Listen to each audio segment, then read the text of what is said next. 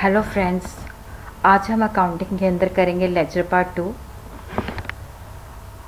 Laser part 1 के अंदर मैंने आपको बताया था लेजर का मतलब क्या होता है। लेजर जो है प्रिंसिपल बुक होती है, जिसको हम बुक ऑफ फाइनल एंट्री भी कह देते हैं, जिसके अंदर हम अलग अलग अकाउंट्स खोलते हैं, उस अकाउंट की रिलेटेड इन्फॉर्मेशन डालते हैं। लेजर का सबसे बड़ा बेनिफिट ये होता है क्योंकि यहाँ पे अलग अलग अकाउंट्स होते हैं, हमें कोई भी किसी के बारे में भी नेट में इंफॉर्मेशन चाहिए तो वो वहाँ से हमें मिल जाती है। प्रीवियस वीडियो के अंदर मैंने लेजर का थ्योरेटिकल फ्रेमवर्क बताया था। आज हम एक एग्जांपल करेंगे, देखेंगे कैसे अलग अलग अकाउंट्स खुलते हैं। जैसे देखो, फर्स्ट प्रॉब्लम के अंदर है गुड्स परचेज फॉर 20,000। यहाँ पे goods they are coming in the business, cash जो है that is moving out of the business. Purchases भी रियल अकाउंट है, कैश भी रियल अकाउंट है। परचेजेस गुड्स आ रहे हैं इसलिए हमने उसको डेबिट कर दिया, कैश को हमने क्रेडिट कर दिया। अब नेचुरली देखो, ये जो प्रॉब्लम है जनरल, कई बार ऐसा भी होता है कि सीधा हमें कहा जाता है कि लेजर बनाना है तो वो फिर जनरल एंट्रीज हमने अपने दिमाग के अंदर डालनी है। अदरवाइज़ क्या है कि जो जनरल एंट्रीज करनी है हमने प्रॉपर फॉर्मेट के अंदर करनी है। यहाँ पे मैं आपको रफली बता रही हूँ, बट एग्जामिनेशन के अंदर आपने उसको प्रॉपर फॉर्मेट के अंदर जो date, particular ledger folio, debit, credit, जिसके अंदर मैंने आपको बताया था purchases account debited to cash account, narration भी साथ में लिखनी है। प्रॉपर फॉर्मेट के अंदर आपने जर्नल बनाना है। अब देखो, यहाँ पे हमारे पास दो अकाउंट बनेंगे, एक परचेज का बनेगा, एक कैश का बनेगा। मैंने पहले कैश का बनाया। अब ये देखो कि हमने परचेजेस की हैं 20,000 की।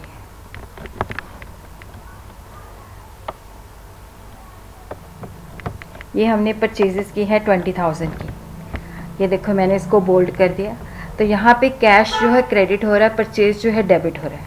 अब हम कैश अकाउंट के अंदर हमने इसको कैसे पोस्ट करना है, ये मैंने आपको बताया था कि जिस चीज़ का अकाउंट होता है, कई बार मैंने देखा है बच्चे कैश अकाउंट खोल लेते हैं, टू कैश बाय कैश कर देते हैं। वो गलती बिल्कुल आपने नहीं करनी। यहाँ पे कैश क्रेडिट हो रहा है, क्रेडिट कौन उसको कर रहा है, परचेज कर रहा है। तो यहाँ पे देखो, राइट हैंड साइड पे हमने डाल देना है बाय परचेज अकाउंट 20,000। उसी तरह ही हमने, क्योंकि दो अकाउंट खुलने हैं, परचेज का खुलना है, कैश का खोलना है, कैश का हमने खोल लिया। अब यहाँ पे देखो, ये देखो, टू कैश अकाउंट 20,000। फर्स्ट जनवरी को जो एंट्री है, क्योंकि परचेजेस डेबिट हो रही है, क्रेडिट कैश हो रहा है, तो हमने लेफ्ट हैंड साइड पे डाल देना है टू कैश अकाउंट 20,000। उसी तरह प्रॉब्लम के अंदर सेकंड एंट्री है goods purchased on credit from Mohan for 12,000।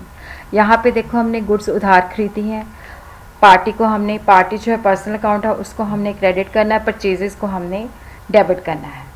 ये क्रेडिट की ट्रांजैक्शन है। यहाँ पे हमने purchases account debited to Mohan being goods purchased on credit from Mohan. अब देखो, यहाँ पे दो अकाउंट खुलेंगे, परचेज का खुलेगा, मोहन का खुलेगा। परचेज का हम ऑलरेडी खोल चुके हैं, वहाँ पे हमने 5 तारीख को देखो टू मोहन कर देना है, टू मोहन अकाउंट 12,000। और उसी तरह हमने मोहन के अकाउंट के अंदर कर देना है, क्योंकि मोहन वहाँ पे क्रेडिट हो रहा है, डेबिट उसको कर रहा है परचेज, तो वहाँ पे हमने लिख देना बाय परचेज अकाउंट 12,000।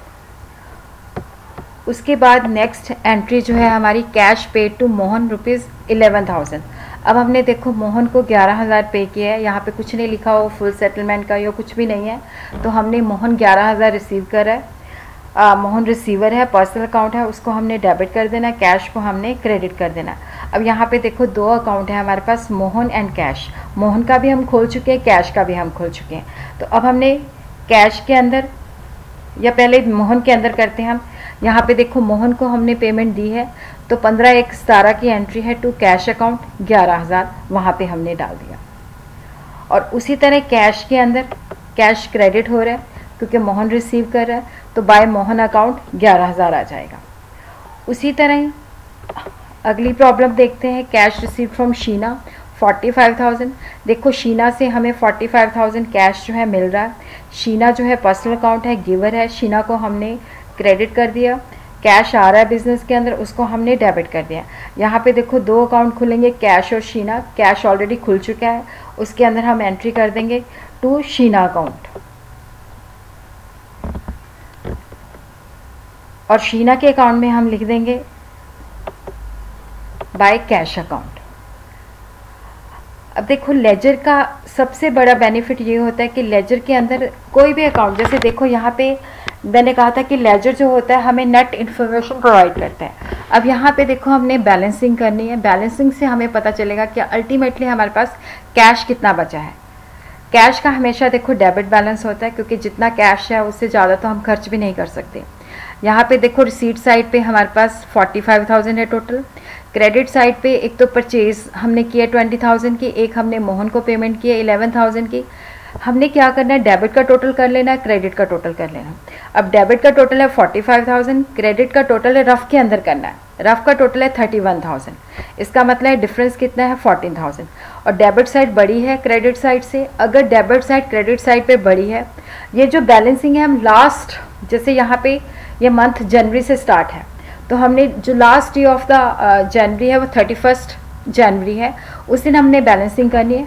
वहाँ पे हमने लिख देना जो डिफरेंस है डेबिट और क्रेडिट का बाय बैलेंस कैरी डाउन 14,000। उसके बाद हमारे पास जो कैश बचा है वो 14,000 का बचा है। हमारे पास 45,000 था, उसमें से हमने 31,000 की पेमेंट कर दी है। 14,000 हमारे पास कैश बचा है, वो हमने अगले मंथ में बताना है कि बैलेंस ब्रॉड फॉरवर्ड। वहाँ पे देखो डेबिट साइड पे मैंने लिखा है 1 Feb 17 to balance brought forward 14,000। उसी तरह ही देखो परचेजिंग की है। परचेजिंग की जो होती है, हमेशा परचेज जो होता है डेबिट साइड पे आता है, इसका क्रेडिट साइड पे कुछ नहीं होता। तो इसका मतलब है कि टोटल परचेज हमारी 32,000 की है। फेब के महीने में हम इसका बैलेंस ब्रॉड फॉरवर्ड करेंगे 32,000 के हिसाब से। उसी तरह देखो मोहन अकाउंट है। मोहन अकाउंट के अंदर क्या है कि जो क्रेडिट साइड है वहाँ पे टोटल इसका 12,000 है, जो डेबिट साइड है उसका टोटल 11,000 है।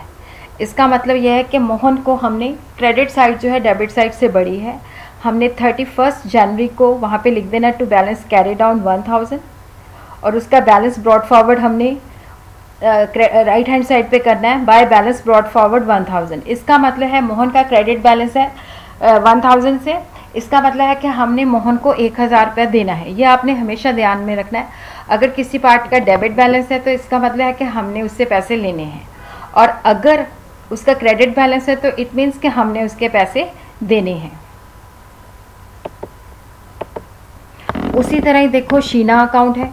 शीना के अंदर क्या है कि उसने हमें कैश की पेमेंट की है 45,000 से, ठीक है। तो क्रेडिट साइड जो है बड़ी है डेबिट साइड से। इसका मतलब है कि हमने बैलेंस ब्रॉड फॉरवर्ड जो किया है वो क्रेडिट साइड पे किया है। इसका मतलब है कि शीना को हमने 45,000 देना है। देखो कुछ अकाउंट के क्रेडिट बैलेंस होते हैं, कुछ अकाउंट के डेबिट बैलेंस होते हैं।